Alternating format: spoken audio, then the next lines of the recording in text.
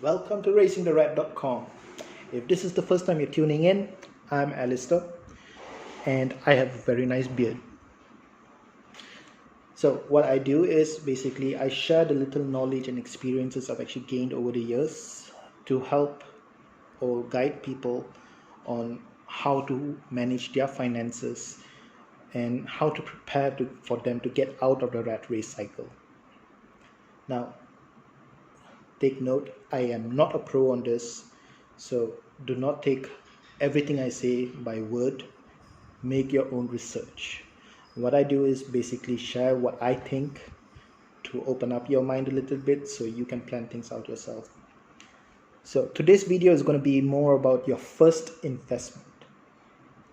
Those of you who just started working, it's a good time for you to start investing at the very beginning itself. Now, I'm going to share a story that took place in 2010, in the year 2010. So in 2010, I bought my very first property. And I also bought my very first car. It was a black Produa Myvi special edition. It came with leather seats and sport rims and fenders, I don't know, some weird stuff on the car. The car served me well. I loved the car. It was beautiful. With the car, I traveled throughout Malaysia except Sabah, Sarawak, Labuan. I probably went to Thailand once or twice with the car. On Friday nights, those were the most special time for me. On Friday nights, you can see the trunk of my car opened up with bottles of whiskeys there and a few crates of beer down there in a cooler box, and you can see a bunch of guys dancing around my car all the way until 3-4 o'clock in the morning. Those were the golden time. So I used the car all the way until 2016, 2015, and my monthly expenses or monthly commitment on the car used to be at about 500 to 600, or actually about 600 to 700 every single month. When I sold the car in 2015 or 2016, I actually had to pay back the bank, and I actually had a remainder of about 3,800 to 4,000 ringgit after clearing all the loans on the car. Now, like I said, I also bought a property that very same year in 2010. It was nothing great about the property. It was just a simple 3-bedroom apartment. It was a walk-up apartment. I was lucky I got the ground floor, so I didn't have to walk up the stairs. Most of you who actually know me would know that I'm a lazy flirt. I don't think I'll walk up staircase. So it was a 3-bedroom apartment, and my expenses there, after I exclude the down payment, the 10% down payment on the property, was averaging at about 4,000. That includes the lawyer fees and whatever odd agreement, stamp duty, taxes, whatever it is. Now, I lived in the house for about 2 years. And after these 2 years, when I sold the property, I made a very clean profit of 70,000. This 70,000 is taken into consideration of the down payment I made, whatever additional expenses I had. Now, here's a trick question. What do you think were my expenses after paying the down payment, lawyer fees, all other weird agreements and stamp duty taxes? Zero. I technically spent nothing on the property. It was a 3-bedroom apartment. I managed to rent out 2 of the rooms. I was living in one of the rooms.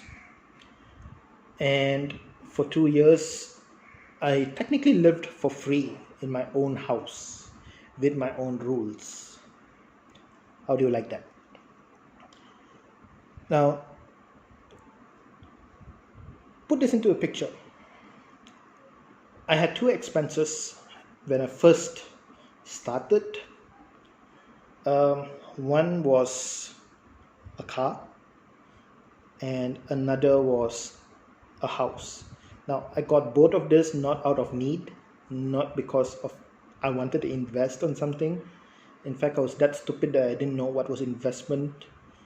And it took me the first 10 years took me about 10 years before I actually decided to get a property. I just wanted to be cool. Hey, I'm in my late 20s and I already have a house and I have a car. I'm a successful person. No, that never actually worked. So I had two items here, two expenses here. One technically for me, until today I call it the worst decision I ever made. I technically invested 40,000 on it. Yes, I enjoyed, I had fun with it, traveling around with it, but no, it did not add any value to it. And on the other hand, I technically spent nothing and I got 70,000 in return. So when you actually start investing, when you start your first job, when you get your first paycheck, make wise decisions. Let's put this into a strategic process. The first 70,000 you actually make, you could probably actually use the same amount of money and get maybe a Honda City in cash and have zero commitment.